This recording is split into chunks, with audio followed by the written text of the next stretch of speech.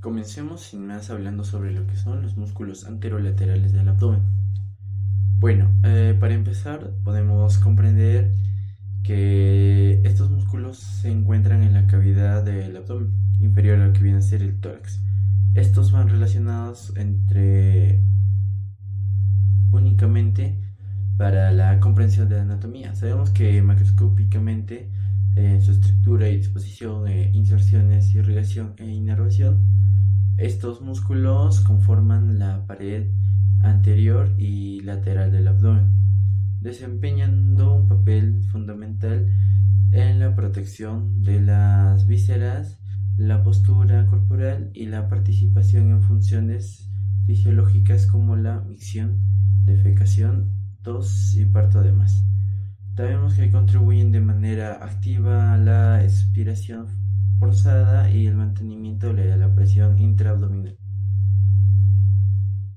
En sus conjuntos de estos músculos anterolaterales del abdomen se organizan en tres planos superpuestos. El plano externo o superficial formado por el oblicuo externo y el abdomen, y el plano medio constituido por el oblicuo interno del abdomen y el plano profundo, ocupado por el músculo transverso del abdomen. A esto se suma en la parte anterior del músculo el resto del abdomen y de forma variable el músculo piramidal, que es un músculo muy pequeño triangular que está situado delante del recto.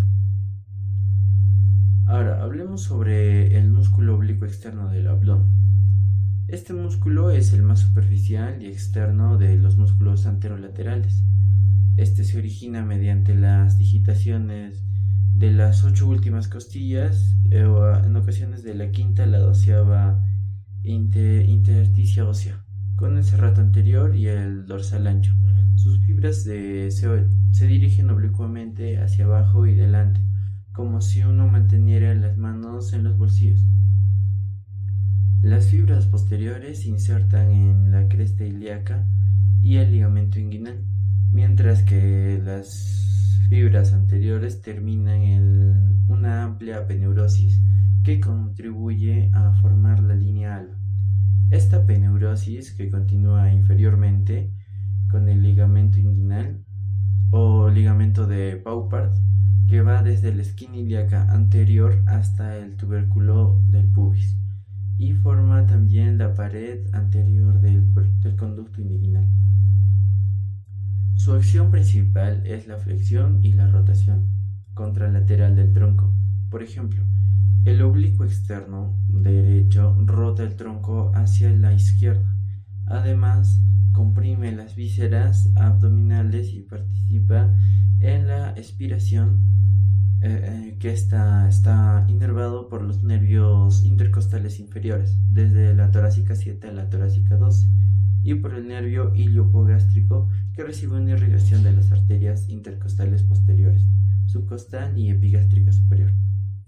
Ahora hablemos sobre lo que es el músculo oblicuo interno del abdomen. Este músculo lo encontramos justo debajo del oblicuo externo. Este músculo forma el plano medio, se origina en la fascia toracolumbar, en la cresta ilíaca y en la parte lateral del ligamento. Sus fibras se dirigen hacia arriba y adelante en el plano inferior y casi horizontalmente en la parte superior, encontrándose con las del lado opuesto en la línea alba. Las fibras inferiores se arquean sobre el conducto inguinal y algunas de ellas se fusionan con las del transverso, el del abdomen, para formar lo que es el tendón conjunto, que se inserta en la cresta del pubis y en la línea pectínea. En el hombre, la parte de sus fibras se prolongan hacia lo que es el cordón espermático, como el músculo cremaster, que está encargado de elevar lo que es el testículo, y en la mujer estas fibras acompañan el ligamento redondo del útero. Su acción es flexionar el tronco y rotarlo hacia el mismo lado. Al actuar junto con el oblicuo externo, opuesto realiza lo que es una tensión del tronco. También comprime las vísceras abdominales y colabora en la respiración forzada. Está inervado por los nervios intercostales inferiores, desde la torácica 7 a la torácica 12, el hipogástrico y la ilioinguinal. Su irrigación proviene de las arterias epigástricas inferiores y circunfleja ilíaca profunda. Ahora pasamos a lo que es el músculo transverso del abdomen. Es el más profundo de los tres músculos y sus fibras son casi horizontales, extendiéndose desde la cara interna de los cartílagos costales y desde las 6 últimas costillas, la fascia toracolumbar, la cresta ilíaca y el ligamento inguinal, que va insertándose desde la línea alba mediante una apeneurosis, que esta es una prolongación del mismo músculo. En la parte inferior, conjunto a lo que es el oblicuo interno, forma lo que es el tendón conjunto. Y su función principal no es mover el tronco, sino comprimir el contenido abdominal. Por ello se considera el fajón natural del cuerpo, ayudando a lo que es mantener la postura y la estabilización de la columna lumbar. Está inervado por los nervios intercostales inferiores, desde la torácica 7 a la torácica 12, el iliopogástrico e ilioinguinal, e irrigado por las ramas de las arterias intercostales epigástricas inferior y circunfleja ilíaca profunda. Ahora pasamos a lo que es el músculo recto del abdomen.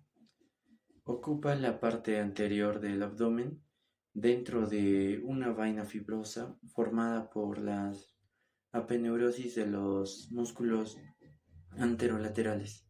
Se origina en la cresta del pubis y sínfisis púbica y asciende hasta insertarse en los cartílagos costales de la quinta, sexta y séptima costilla y en el apéndice sifoides del esternón.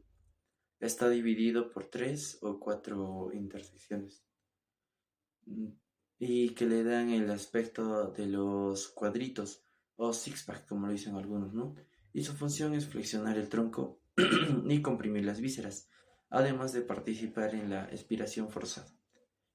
La vaina del recto está formada por la superposición de la apeneurosis de los músculos planos por encima del arco de Douglas y del recto, que está rodeado por dentro de lo delante por detrás, pero por debajo de todas las apeneurosis que pasan por delante del músculo debajo, dejando una lámina delgada de fascia transversalis en su parte posterior.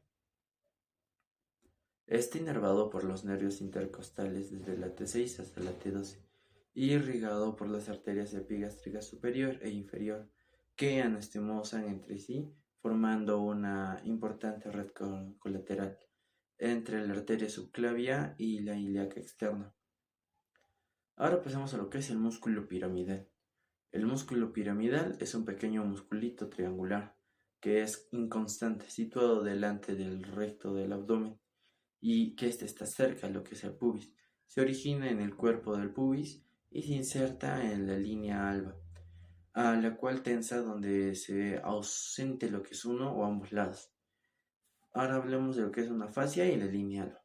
Los músculos anterolaterales que están cubiertos por una fascia superficial, de la fascia de Scamper y la fascia de Scarpa, y por debajo de ellos se encuentra lo que es una fascia transversal, seguida de una capa de grasa extraperitoneal y finalmente el peritoneo parietal. La línea alba, resultado de las funciones de apeneurosis de ambos lados, se extiende desde la apéndice sifoides hasta el pubis. Es un punto importante para las incisiones quirúrgicas, como lo que es la laparotomía, ya que carece de vasos mayores y permite un acceso seguro a la cavidad abdominal. Y para finalizar, tengamos en cuenta que estos músculos nos ayudan en lo que es la movilidad del abdomen y compresión de este, y en ocasiones una respiración auxiliar, a causa de que haya fallado algunos músculos de la respiración que solemos utilizar habitualmente, ¿no?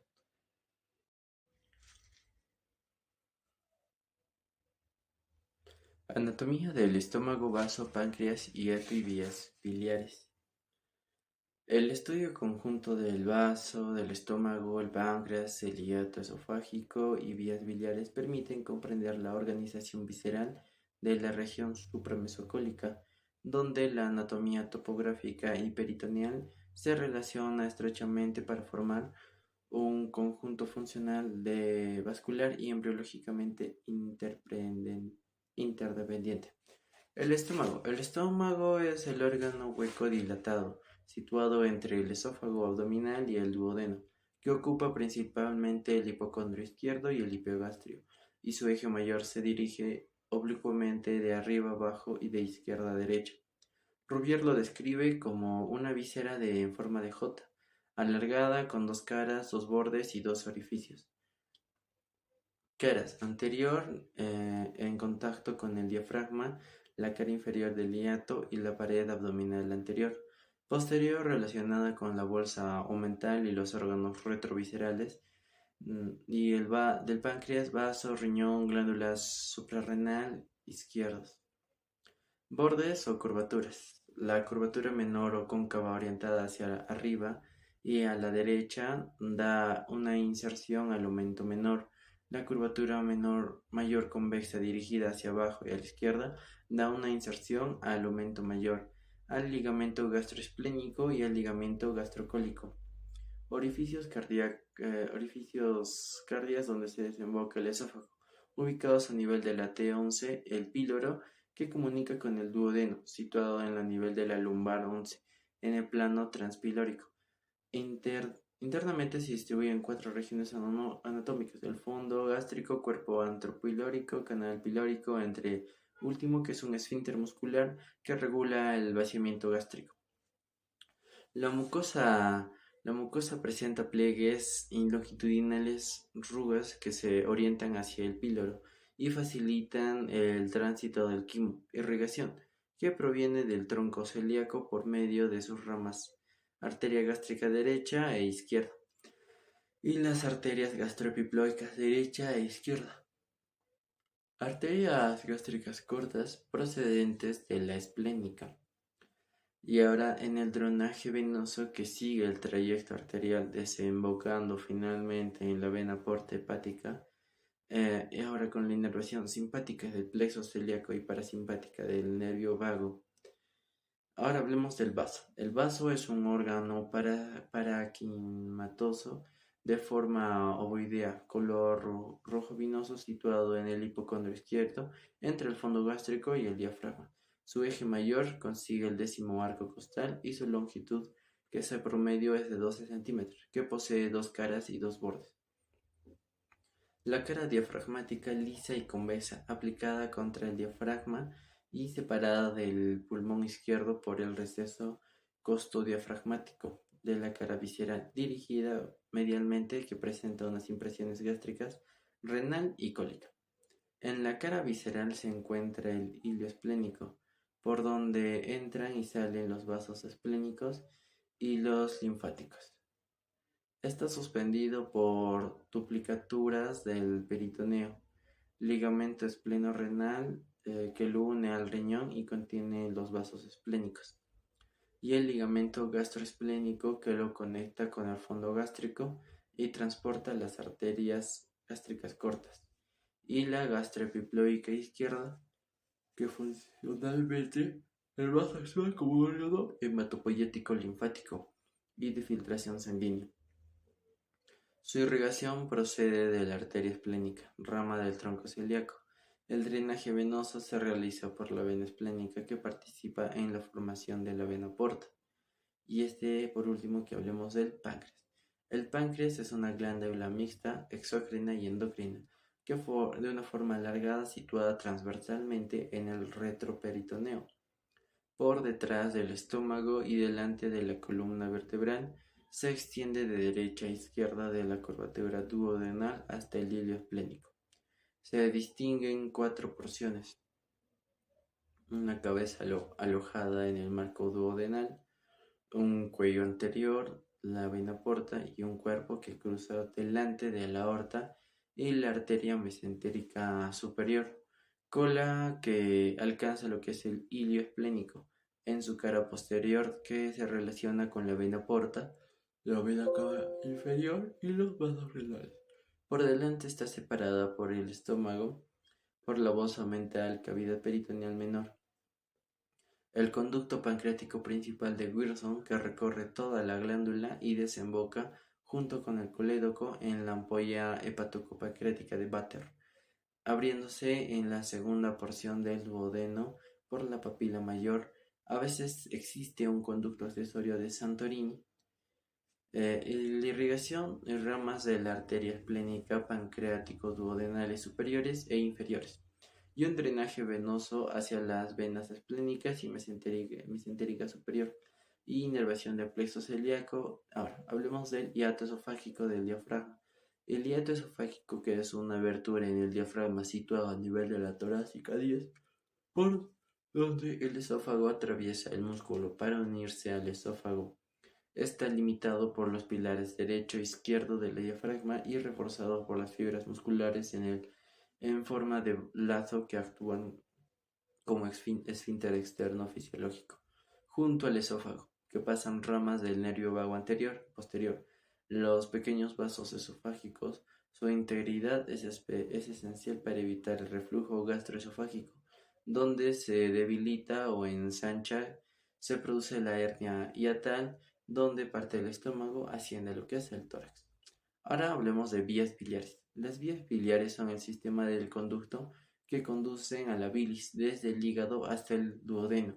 Se dividen en intrahepáticas y extrahepáticas. Intrahepáticas, canalículos biliares y conductillos. Los conductos hepáticos derecho e izquierdo, extrahepáticas, se unen a lo que está formado, lo que es el conducto hepático común, que se une al conducto cístico, proveniente de la vesícula biliar, para formar el conducto colédoco.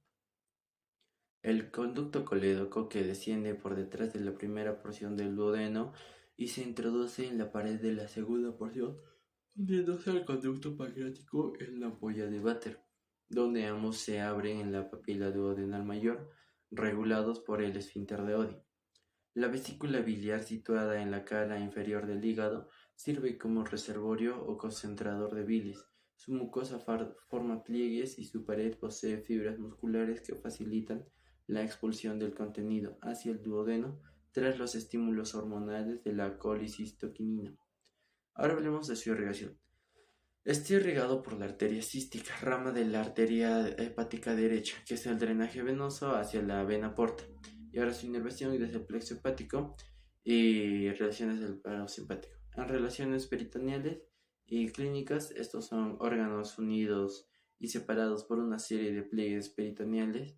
El aumento mayor que conecta el estómago, duodeno y vías biliares con el hígado. El aumento mayor que recubre el estómago y el colon transverso.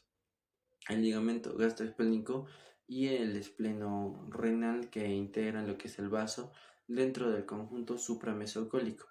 Y detrás del estómago se ubica lo que es una bolsa mental donde se halla el páncreas en el hiato epiploico. Clínicamente esta disposición explica lo que es una aprogación de los abscesos retroperitoneales hacia lo que es el espacio subhepático. La pancreatitis, que es el reflujo biliar, las hernias hiatales por debilidad del diafragma y la comunicación vascular hepatopancreática esplénica, que justifica lo que es los fenómenos de hipertensión portal. Y ahora bien, pasemos a lo que son en aspectos de anatomía. Estos sabemos que se ubican en los cuadrantes de hipocondrio derecho, hipocondrio izquierdo y en el epicondrio. En el epicondrio encontramos lo que es el estómago. Este estómago que está conectado a lo que es superiormente con el esófago e inferiormente con el duodeno.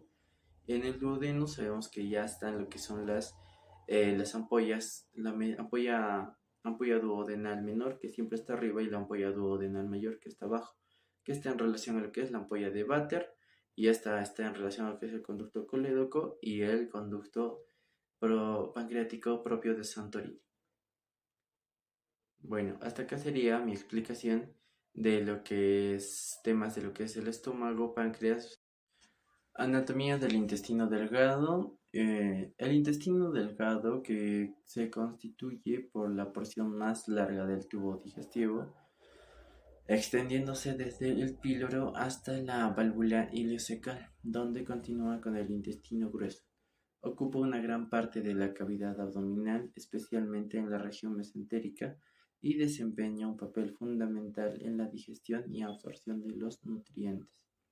Desde el punto de vista anatómico y funcional, se divide en tres segmentos: duodeno, yeyuno e ilio, cuyas características morfológicas, relaciones peritoneales y disposiciones vasculares presentan particularidades que conviene analizar de manera separada. El duodeno es la primera porción del intestino delgado.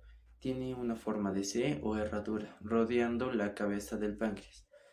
Mide aproximadamente entre 25 a 30 centímetros y se extiende desde el píloro hasta la flexura duodeyunal del ángulo de Treis. Está situado principalmente en el retroperitoneo, lo que lo convierte en un órgano retroperitoneal secundario, excepto su primera porción, que conserva lo que es una breve inserción peritoneal. Podemos describir que el duodeno está conformado por cuatro porciones. La primera porción, que es bulbo-duodenal, que mide 5 centímetros, situada entre el píloro y la flexura superior del duodeno, se halla parcialmente intraperitoneal. Su cara anterior se relaciona con el hígado y la vesícula biliar, la posterior con una vena porta y la arteria gastroduodenal con el colédoco. Segunda o descendente. La longitud es de 8 a 10 centímetros. Desciende desde el ilio renal derecho. En su pared interna se abre la papila duodenal mayor, donde desemboca lo que es la ampolla hepatopancreática de Vater, un poco más arriba de la papila menor, que es el conducto accesorio de Santorini. Está cruzada anteriormente por el colon transverso y su mesocolon. Ahora hablemos de la tercera o horizontal, que esta es una longitud de 10 centímetros, que cruza de derecha a izquierda por delante de la vena cava inferior y la aorta abdominal, pero por detrás de la arteria y venas mesentéricas superiores. Está fija al retroperitoneo y recubierta por los peritoneos parietal posterior. Ahora hablemos de la cuarta parte o parte descendente, que esta mide una longitud de 2 a 0.5 centímetros. Desciende hasta la flexura duodeyunal, sostenida por el músculo suspensorio del duodeno de Treitz, que marca la transición hacia el yeyuno, donde el intestino se hace libre y mesentérico. Ahora hablemos de su irrigación: arterias pancreático-duodenales superiores, rama de la gastroduodenal e inferiores de la rama mesentérica superior. Este tiene un drenaje venoso homólogo arterial vertiéndose en la vena porta, en inervación de plexo celíaco mesentérico superior, con fibras simpáticas y parasimpáticas. Ahora hablemos del yeyuno. El yeyuno consiste en 2/5 proximales de la porción libre del intestino delgado, comenzando en la flexura duoyeyunal y extendiéndose hacia la fosa ilíaca izquierda. En general, ocupa las regiones umbilical izquierda del abdomen y se caracteriza por su calibre relativamente amplio, alrededor de 4 centímetros, y su pared gruesa, que es vascularizada. Podemos saber que también describe como un segmento intraperitoneal suspendido por el mesenterio amplio, que confiere transmovilidad. Este mesenterio del intestino delgado forma un pliegue peritoneal en forma de abanico, que se inserta oblicuamente desde el ángulo duoyeyunal a la izquierda de la lumbar 2 hasta la articulación sacroiliaca derecha. El yeyuno presenta pliegues mucosos prominentes denominados válvulas convenientes de Kreiskin, que aumenta la superficie de la absorción de la mucosa, que posee abundantes vellosidades intestinales y criptas glandulares del Lieberkühn. Hablemos de su irrigación. Esta tiene unas ramas yeyunales de la arteria mesentérica superior, que forman arcos anastomósicos que simplemente antes de localizar en la pared intestinal mediante de las arterias rectas, vasas rectas y drenaje venoso hacia la vena mesentérica superior, tributada de la vena porta, inervación del plexo mesentérico superior. Ahora hablemos del ilion. El ilion corresponde a los 3/5 distales del intestino delgado y se extiende desde la región umbilical hasta la válvula iliocecal, situada en la fosa ilíaca derecha. Mide aproximadamente 3,5 a 4 metros, que presenta lo que es un calibre menor delgado, y el yeyuno, que es de 3 centímetros.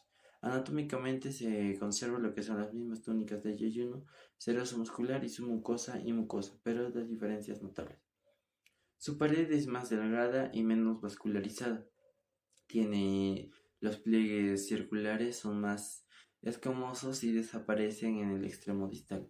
La mucosa presenta placas de Peyer, que son acúmulos linfáticos alargados en la cara antimesentérica, que representa un importante componente inmunológico del intestino.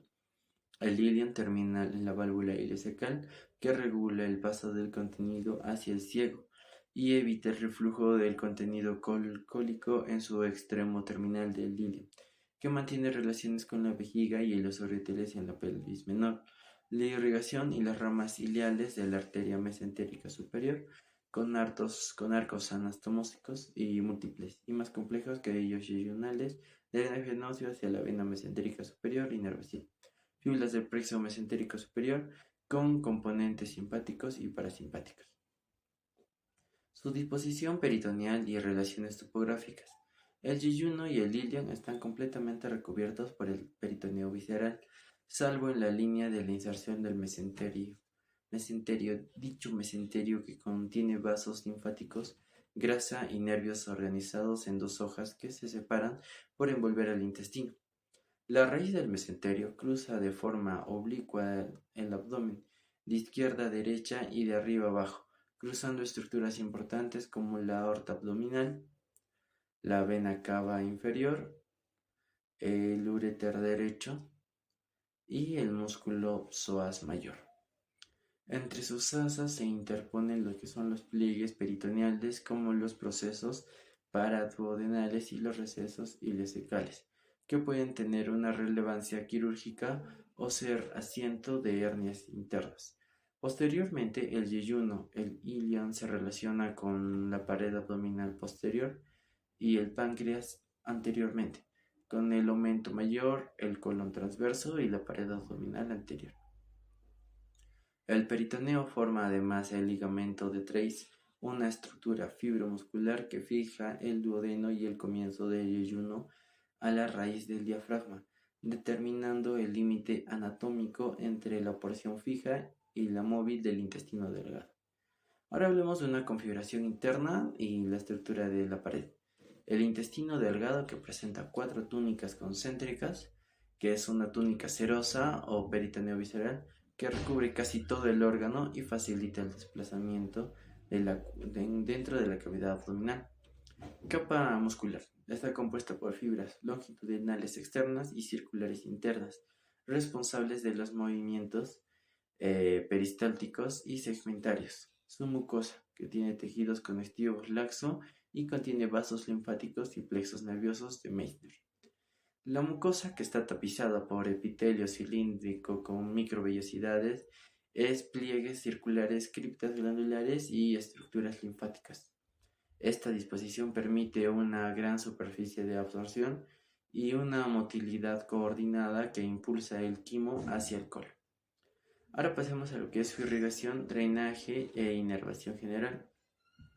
La arteria mesentérica superior, rama del tronco abdominal, es la principal fuente sanguínea del intestino delgado, excepto por el duodeno proximal. Sus ramas yeyunales y iliales se dividen y se anastomosan formando arcos arteriales que dan origen a las vasas rectas o vasos rectos, que penetran lo que es la pared intestinal. El drenaje venoso, que está acompañado del trayecto arterial y desemboca en la vena mesentérica superior, que se une a la vena esplénica para formar lo que es una vena porta-hepática, y el drenaje linfático, que se dirige a los ganglios mesentéricos ubicados en el intestino del mesenterio. La inervación simpática, que proviene del plexo mesentérico superior, y la parasimpática de los nervios vagos, que regulan la motilidad y la secreción intestinal. Bueno, hasta acá mi explicación de lo que viene a ser intestino delgado. Ahora hablemos de la anatomía del intestino grueso. El intestino grueso, que se constituye por la porción terminal del tubo digestivo, extendiéndose desde la válvula ileocecal hasta el ano. Su longitud de promedio es de 1,5 metros y su calibre mayor, que del intestino delgado, varía entre 6 a 7 centímetros. En el colon descendente de 3 a 4 centímetros que en el sigmoide. Su principal función es la absorción de agua, electrolitos y la formación de almacenamiento de las heces, así como la fermentación bacteriana de los residuos no digeridos. Desde el punto de vista anatómico se divide en ciego, colon ascendente, transverso, descendente y sigmoideo. Y ya el recto y por último lo que es el conducto anal, ¿no? Ahora hablemos primero de lo que es el ciego. El ciego es la primera porción del intestino grueso, situada en la fosa ilíaca derecha, por debajo de la válvula ileocecal. Tiene forma de fondo de saco y mide unos 6 centímetros de longitud. En su cara medial se inserta el apéndice vermiforme, una prolongación tubular de 6 a 9 centímetros, con función inmunológica, de tejido linfoide abundante en su mucosa.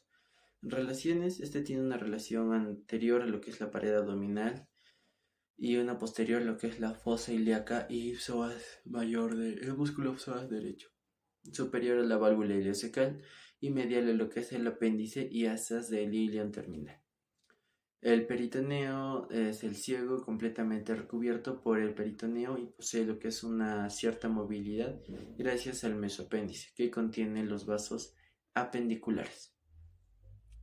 Este está irrigado por la arteria ileocólica, rama de la arteria mesentérica superior, con drenaje venoso de la vena ileocólica, vena de la mesentérica superior, y este está inervado por un plexo mesentérico superior.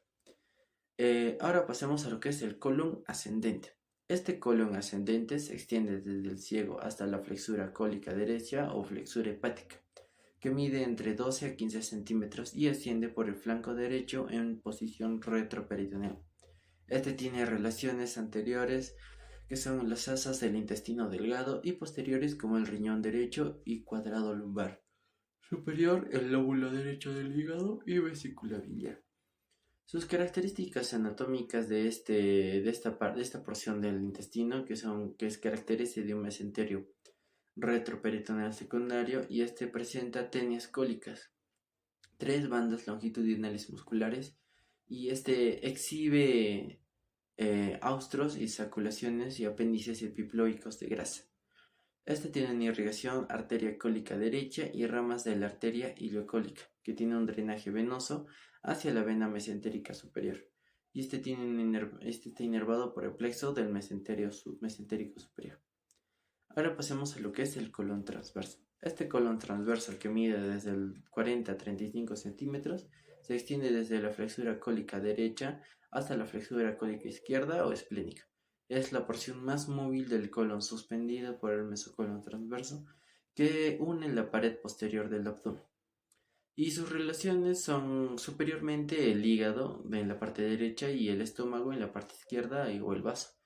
Tenemos inferiores, que son las asas del intestino delgado, y posterior lo que es el cabeza, cuello y cuerpo del páncreas. Su disposición está colocado por delante del duodeno, y del páncreas está cubierto completamente por peritoneo.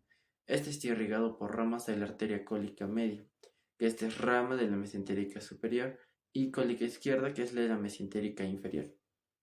El drenaje venoso de estas venas cólicas, mesentérica superior e inferior, que es la vena porta, y su inervación es los plexos mesentéricos superiores e inferiores.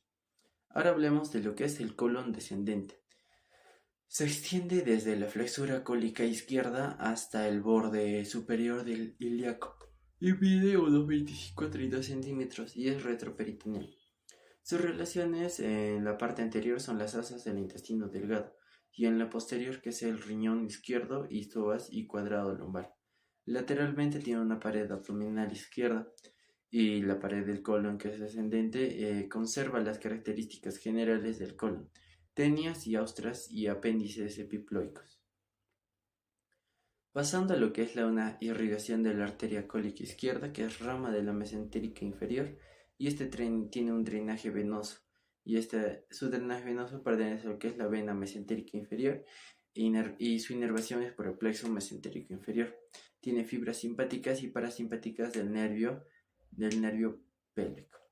Ahora hablemos del colon sigmoideo. Este colon sigmoideo o sigma, que es la porción terminal del colon, y este tiene una forma de S, que se extiende desde la fosa ilíaca izquierda hasta la tercera vértebra sacra, donde continúa con el recto. Su longitud promedio es de 40 centímetros y está suspendido por un mesenterio propio.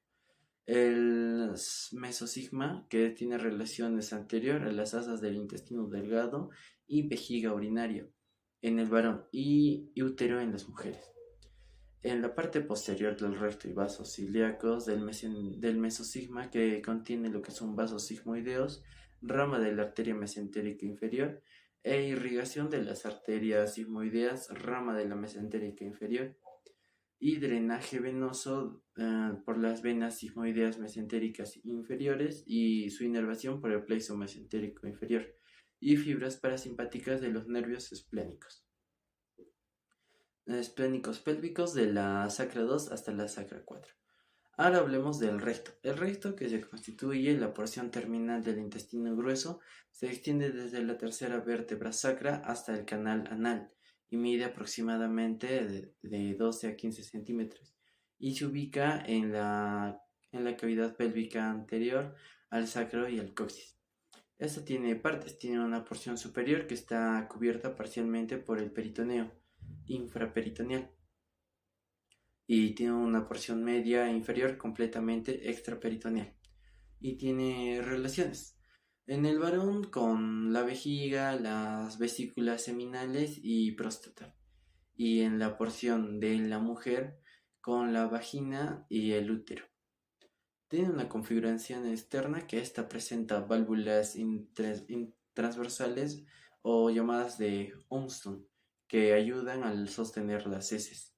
La irrigación tiene una irrigación por la arteria rectal superior, rama de la arteria mesentérica inferior, y arterias rectales media e inferior, rama de la ilíaca interna, drenaje venoso hacia los plexos venosos o rectales, comunicantes entre el sistema porta y el sistema cava, inervación y tiene una inervación por el plexo hipogástrico.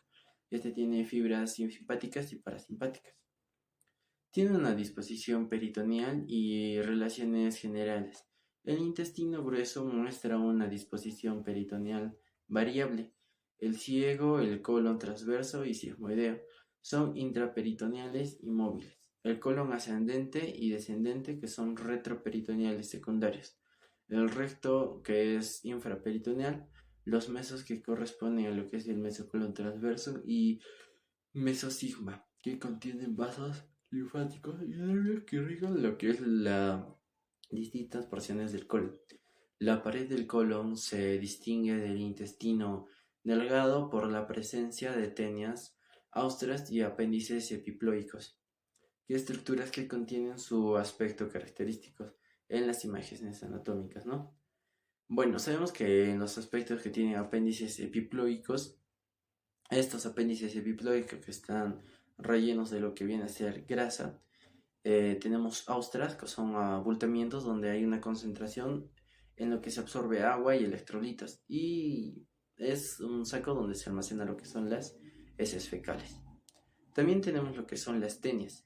Tenemos una tenia omental y una tenia mesentérica y una tenia anterior. Esta tenia anterior, que se oculta en la parte transversal del colon, del intestino del colon, y ahí aparecen lo que son las dos tenias. La tenia aumental, que se conecta también con lo que es el aumento mayor o gastroepiploico mayor, y la tenia mesentérica, que está fija lo que es el colon transverso a la parte posterior junto con el músculo cuadrado lumbar y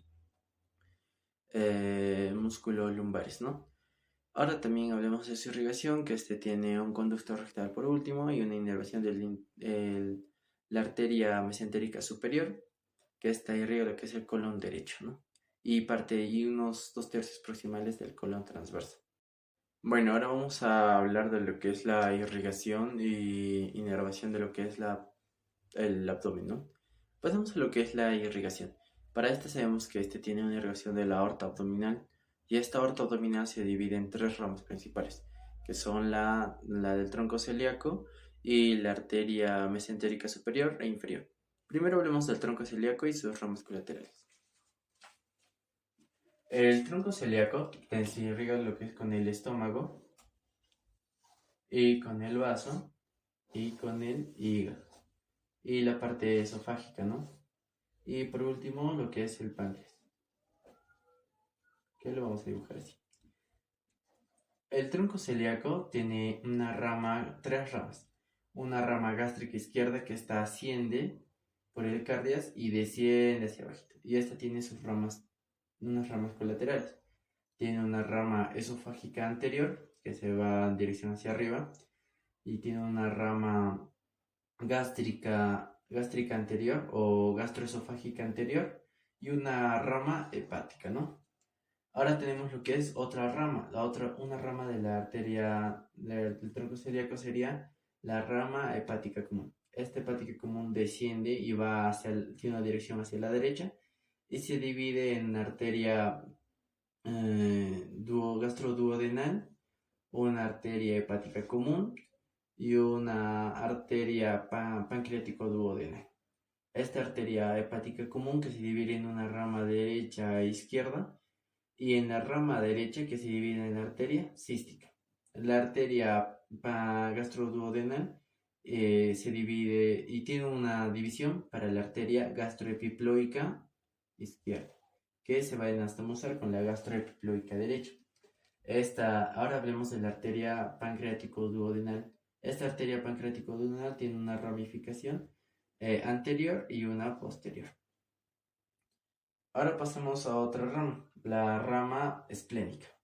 Esta rama esplénica, que es sinuosa, tiene dos ramas terminales, que es una esplénica inferior y una esplénica superior. Esta esplénica superior tiene ramas cortas que irrigan lo que es la parte del fondo gástrico en su parte posterior. En las partes sinuosas tiene tres ramas.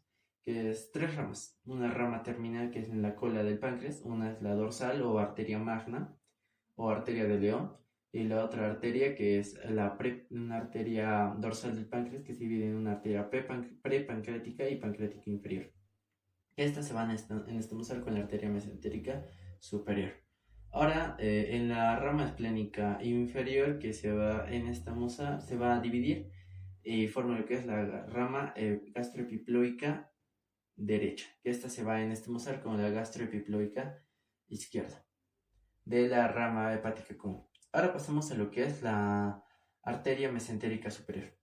Esta arteria mesentérica superior, que tiene como dos ojitos, se va a dividir en tres, ¿no? Lo que es la arteria cólica derecha o arteria apendicular, una arteria cólica derecha y una arteria media. Esta arteria y también lo que son los vasos rectos de lo que es el intestino, ¿no? Esta arteria apendicular o arteria intestinal también tiene, que se divide ya en arcos intestinales, y estos arcos intestinales de primer, segundo y a veces en tercer orden terminan en lo que son los arcos o vasas rectas. Ahora hablemos de la rama apendicular. Esta rama apendicular que también irriga lo que es el mesoapéndice y las partes secundarias del apéndice cólico, ¿no? Y también lo que es el ciego. Y en el cólico derecho, que irriga lo que es la parte ascendente y descendente de la porción ascendente del colon, ¿no? Ahora tenemos la arteria media. Esta arteria media que tiene ramas marginales que se van a anastomosar, que van a formar el arco de Orpel. Este arco, que es una ramificación y anastomoción entre la arteria mesentérica inferior y la arteria mesentérica superior. La arteria mesentérica inferior que está a 2 centímetros debajo de la arteria mesentérica superior. Tiene una inervación en un tercio distal, la arteria mesentérica superior en un tercio proximal de la arteria mesentérica superior. Esta tiene tres ramas, una arteria rama del recto superior, una arteria del colon izquierdo y una arteria superior o medial, que es una marginal que se va en astamosal con lo que es la arteria mesentérica superior, ¿no? La arteria cólica izquierda o derecha, izquierda, que esta se va a irrigar lo que es el cuerpo total del colon descendente, y una arteria sigmoidea que irriga lo que es el colon sigmoide, y una arteria recta que irriga lo que es el recto.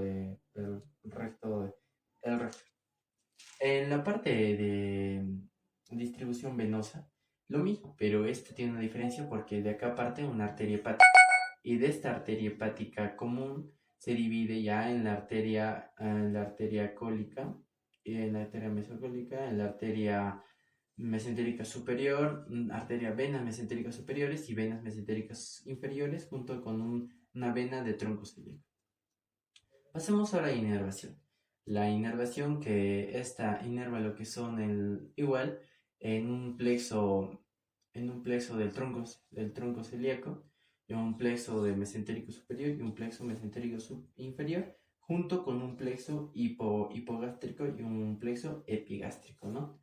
Estos plexos son una ramificación de nervios en sí para inervar y prolongar lo que es el movimiento simpático y parasimpático de estos órganos. En lo parasimpático, que ya bien sabemos que es la inervación del vago, el vago que es parte desde lo que es de laringo, faringe, tráqueo, neumo, cardio, gastro, termina inervando hasta lo que es el colon derecho. En el colon izquierdo ya termina de irrigar en parte parasimpática lo que es el nervio pélvico. Este nervio pélvico tiene ramas ascendentes y unas ramas descendentes para inervar lo que son estas partes del órgano, ¿no? Bueno, pasando a una explicación más parte teórica.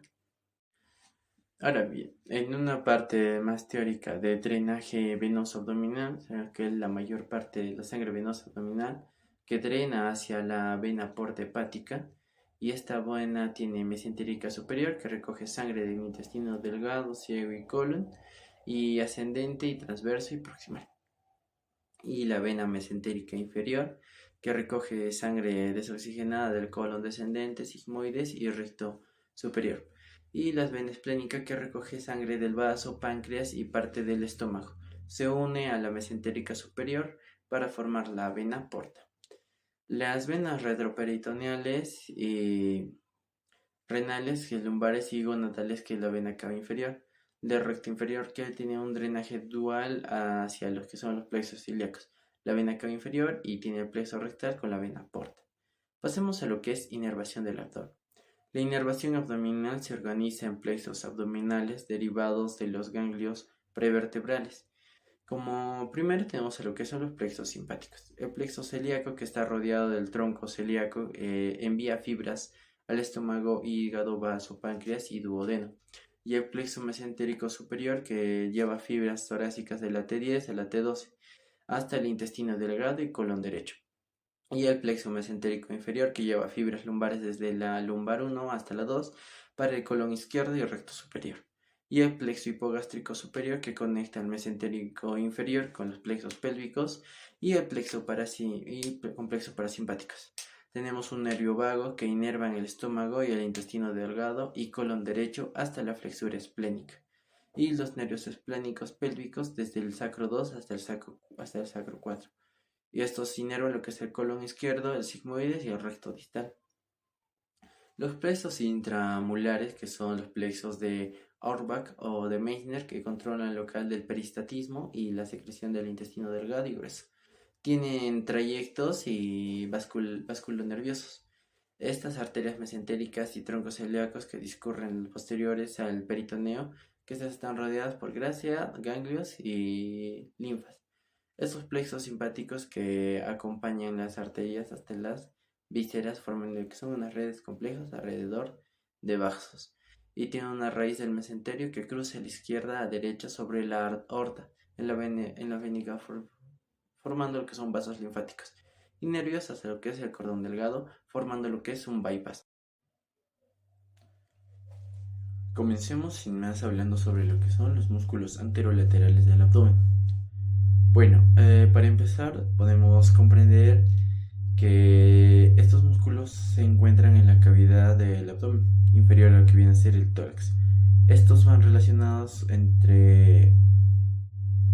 únicamente para la comprensión de la anatomía. Sabemos que macroscópicamente en su estructura y disposición, inserciones, irrigación e inervación, estos músculos conforman la pared anterior y lateral del abdomen, desempeñando un papel fundamental en la protección de las vísceras, la postura corporal y la participación en funciones fisiológicas como la micción, defecación, tos y parto además.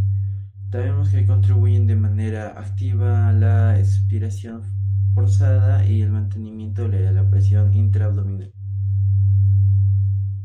En sus conjuntos de estos músculos anterolaterales del abdomen se organizan en 3 planos superpuestos. El plano externo o superficial formado por el oblicuo externo y el abdomen, y el plano medio constituido por el oblicuo interno del abdomen y el plano profundo, ocupado por el músculo transverso del abdomen. A esto se suma en la parte anterior del músculo el resto del abdomen y de forma variable el músculo piramidal, que es un músculo muy pequeño triangular que está situado delante del recto. Ahora, hablemos sobre el músculo oblicuo externo del abdomen. Este músculo es el más superficial y externo de los músculos anterolaterales. Este se origina mediante las digitaciones de las 8 últimas costillas, o en ocasiones de la quinta a la 12ª intersticia ósea, con el serrato anterior y el dorsal ancho.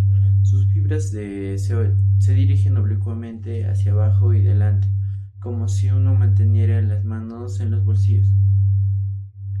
Las fibras posteriores se insertan en la cresta ilíaca y el ligamento inguinal, mientras que las fibras anteriores terminan en una amplia apeneurosis que contribuye a formar la línea alba. Esta apeneurosis, que continúa inferiormente con el ligamento inguinal o ligamento de Paupart, que va desde la esquina ilíaca anterior hasta el tubérculo del pubis, y forma también la pared anterior del conducto inguinal.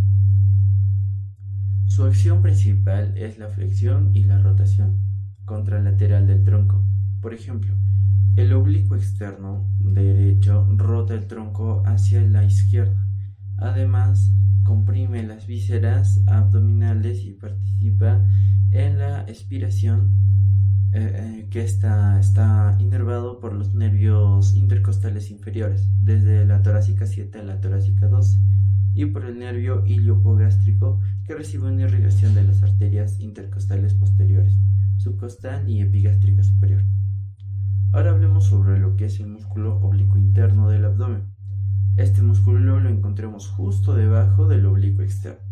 Este músculo forma el plano medio, se origina en la fascia toracolumbar, en la cresta ilíaca y en la parte lateral del ligamento. Sus fibras se dirigen hacia arriba y adelante en el plano inferior y casi horizontalmente en la parte superior, encontrándose con las del lado opuesto en la línea alba.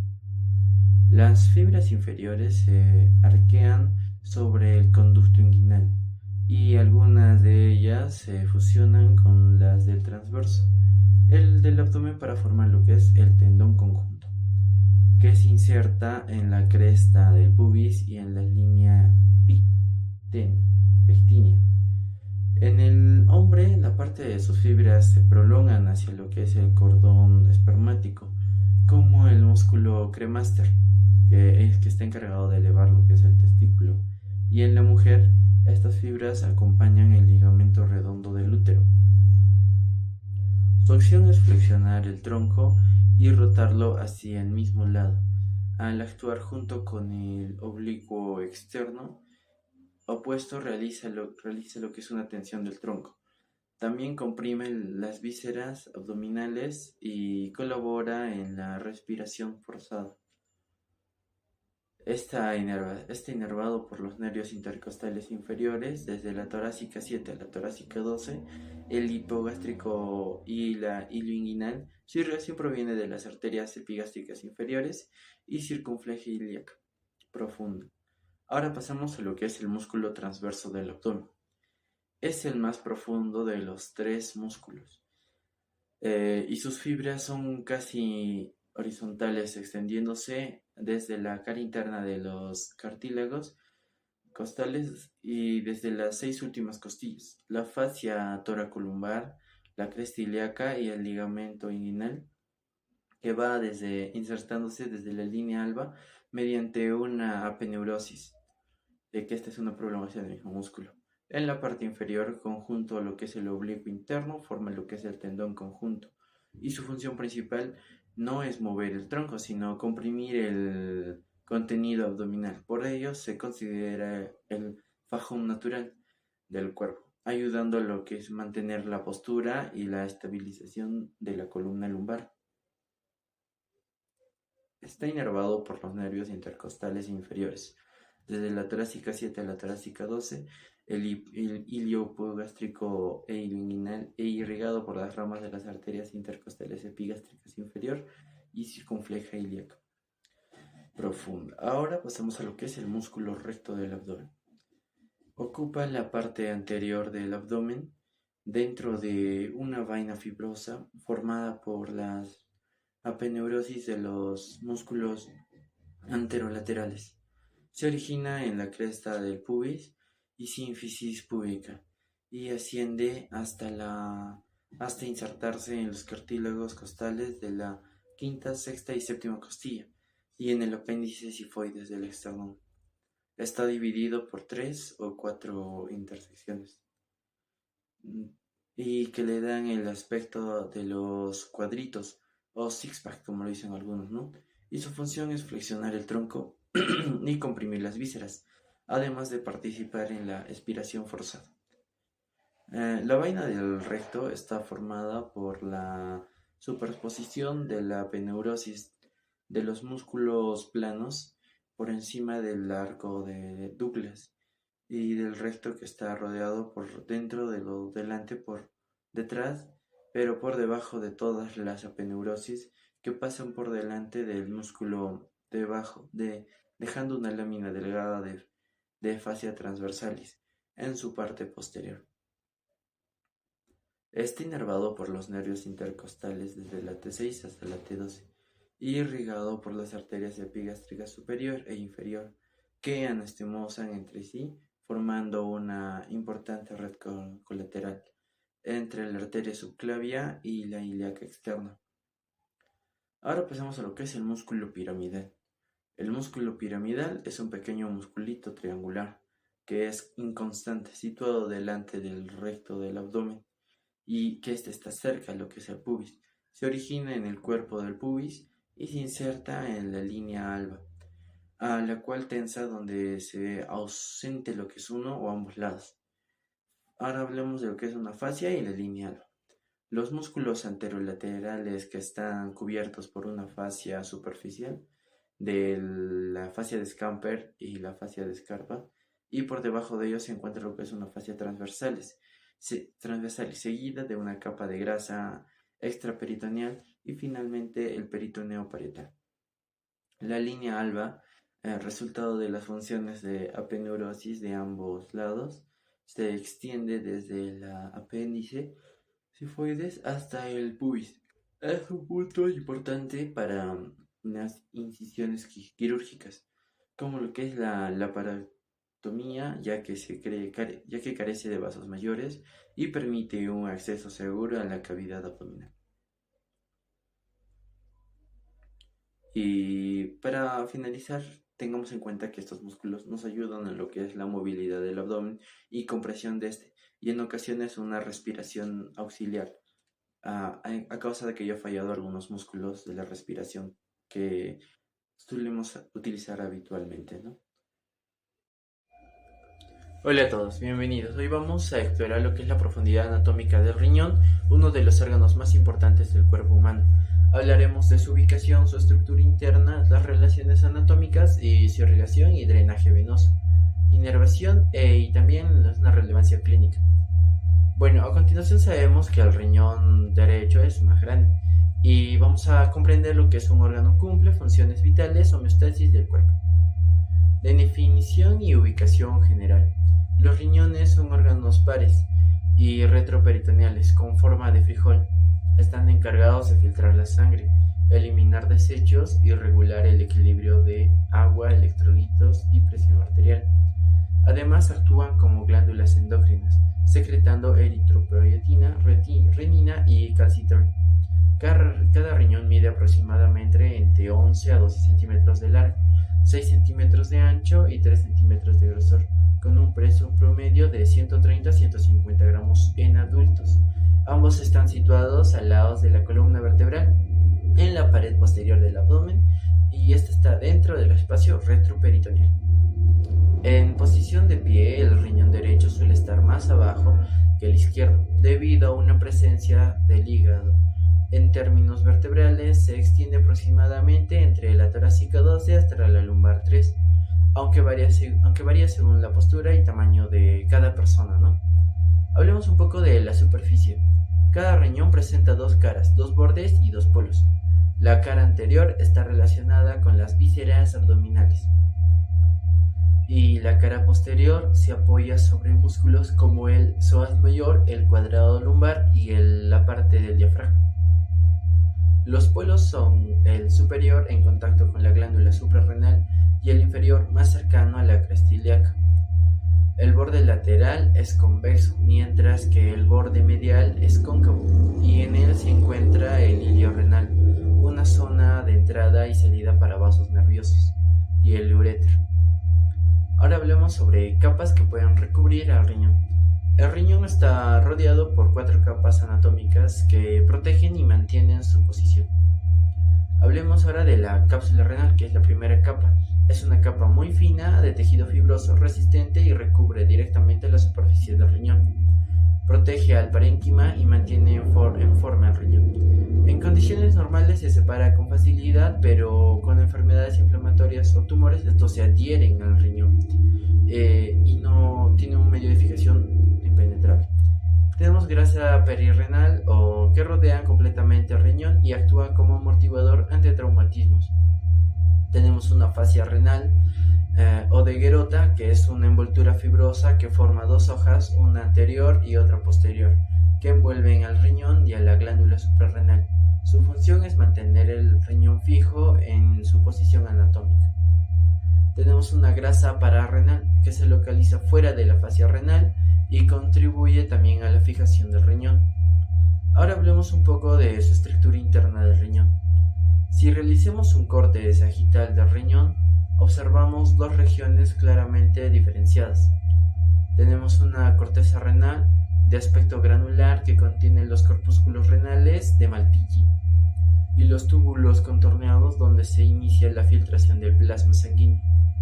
La médula renal está organizada en pirámides renales entre 8 y 18 por riñón, cuyas bases se orientan hacia la corteza y los vértices o papilas renales hacia el seno renal. Las papilas drenan la orina hacia los cálices menores y se unen para formar los cálices mayores, y finalmente se convergen en la pelvis renal, que continúa como el uréter. Dentro del seno renal, además de la pelvis, encontramos vasos, nervios y tejido adiposo. Tenemos una irrigación y tenemos también el drenaje venoso de este riñón. En la irrigación que es de la arteria renal, que es rama directa de la aorta abdominal. Al ingresar por el ilio, esta arteria se divide en ramas segmentarias interlobares, arcuatas y corticales radiadas, asegurando una distribución precisa del flujo sanguíneo.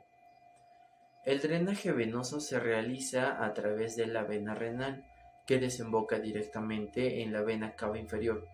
Un detalle importante es que la vena renal izquierda es más larga que la derecha y pasa por delante de la aorta, debajo de la arteria mesentérica superior, una relación que puede generar el síndrome de cascanueces, donde la vena renal izquierda se comprime, generando lo que es el síndrome, ¿no?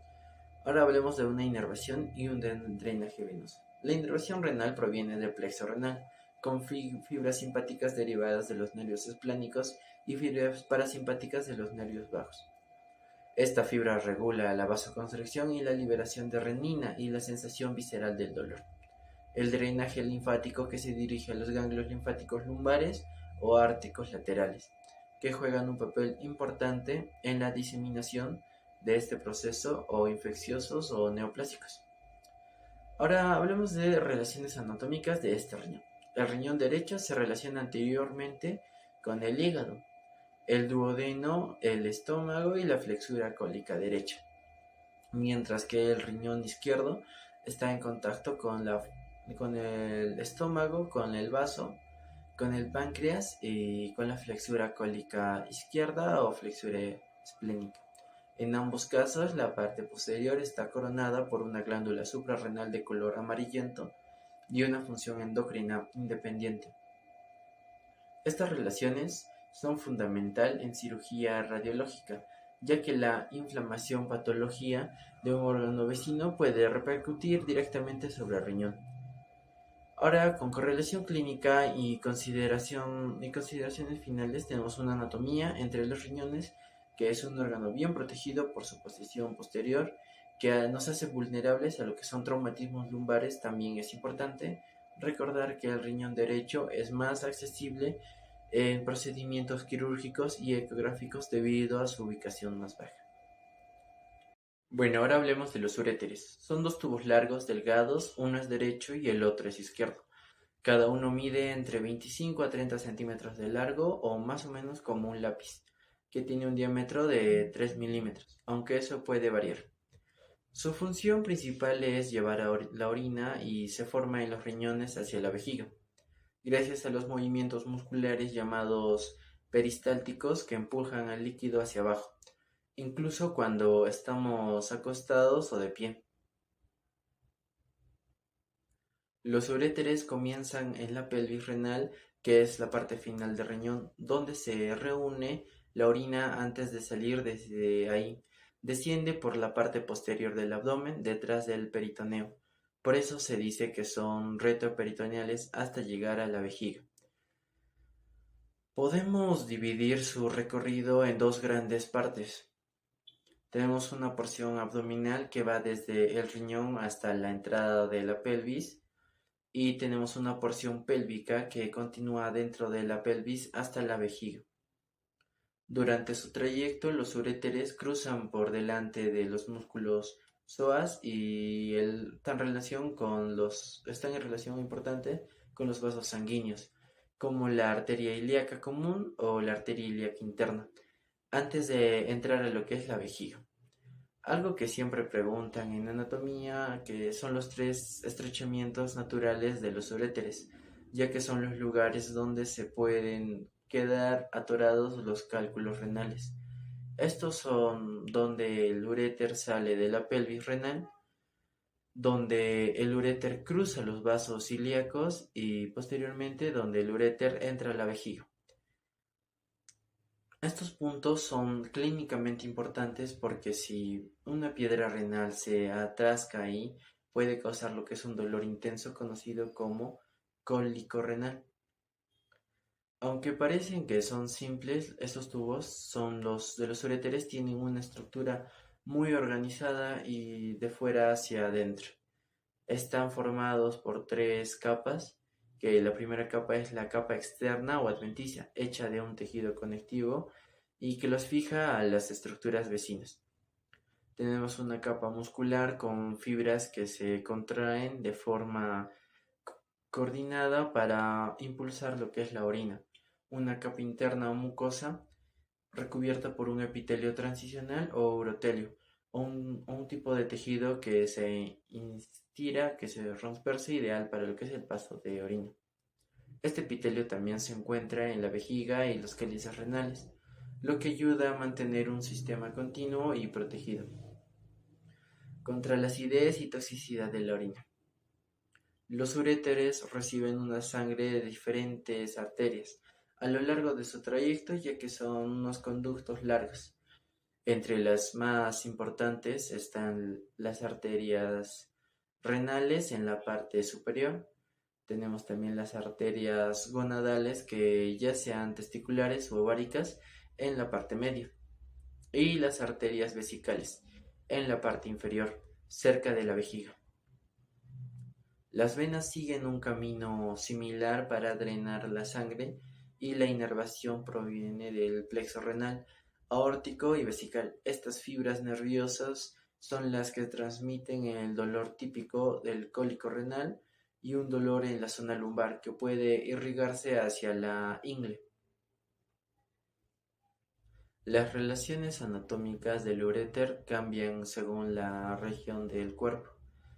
En el abdomen, los uréteres están por detrás del peritoneo y cruzan por delante del músculo psoas mayor, y en su parte media cruzan por encima de los vasos ilíacos y la arteria y las venas, antes de entrar a lo que es la pelvis. En la pelvis sus relaciones varían según el sexo.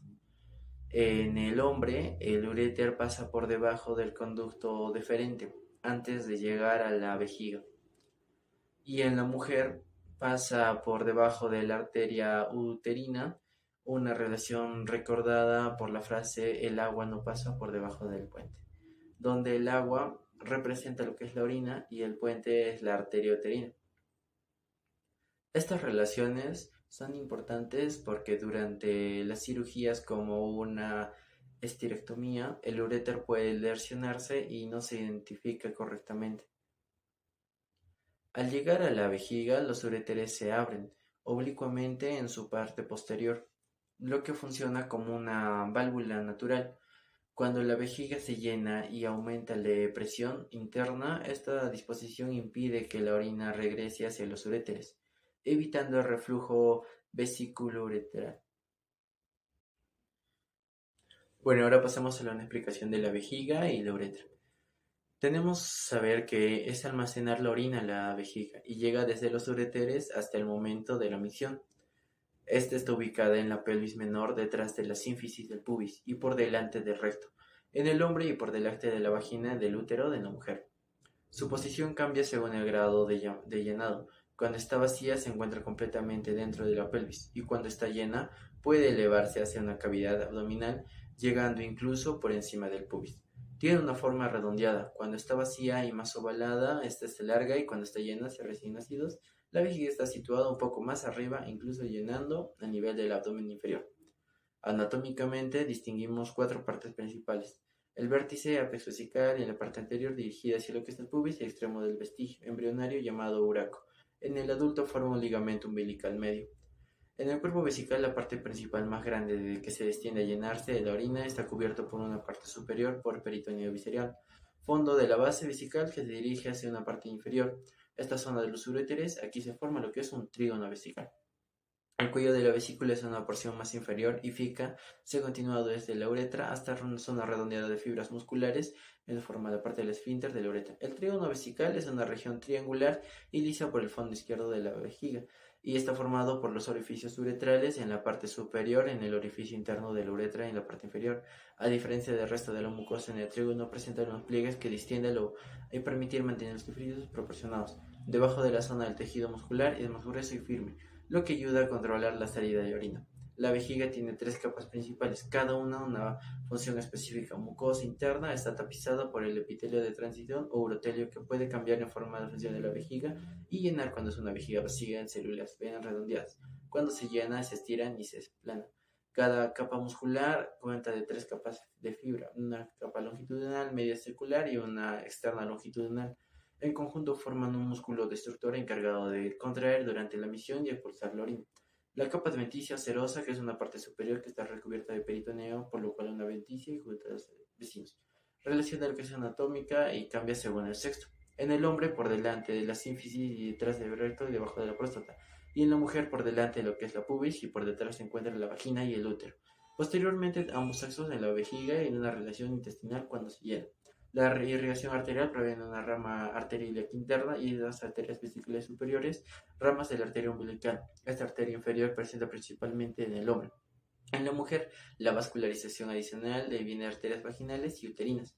En el drenaje venoso, el plexo venoso vesical y drena unas venas ilíacas internas en el drenaje linfático hacia los nódulos linfáticos internos. La vejiga recibe fibras del plexo vesical formando unas fibras parasimpáticas en los nervios del sacro 2 al 4 y una obstrucción, destrucción y relajación del esfínter, permitiendo una misión. Las fibras simpáticas de la T11 a la T12 permiten lo que es el esfínter externo y cerrar lo que es el llenado de la vejiga.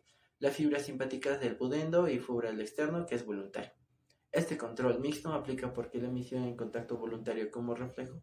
Pasemos ahora a lo que es la uretra. El conducto transporta lo que es una uretra de vejiga hasta el exterior del cuerpo y longitud de textura variada según el sexo. La uretra femenina es corta, de 3 a 4 centímetros desde el cuello hasta el almeato urinario, extendiendo donde el clítoris y el orificio vaginal. Tiene dos capas principales, la mucosa con epitelio que cambia de transicional a plano estratificado hacia el exterior y una capa muscular con fibras longitudinales y circulares alrededor de su parte inicial, este esfínter uterino interno y delante del esfínter externo. Así controlamos de manera voluntaria. La uretra masculina es más ancha y más larga, de 18 a 20 centímetros. Cumple funciones de eliminar orina y conducir el semen. Se puede dividir en tres porciones. La uretra prostática, que atraviesa lo que es la próstata y unos 3 centímetros en la parte posterior del colículo seminal y desemboca en los conductos eyaculadores. La uretra membranosa, que es una parte más corta y estrecha, rodea un esfínter uretral externo y atraviesa lo que es el diafragma urogenital. Y un esponjoso que está dentro del pene y esponjoso que termina en el meato urinario externo del glande. La mucosa de la interna masculina, que es una glándula del litre, y en parte de que es lubricar el conducto. Bueno, hasta acá sería mi explicación de lo que viene a ser riñón, vejiga, uréteres y uretra. Gracias.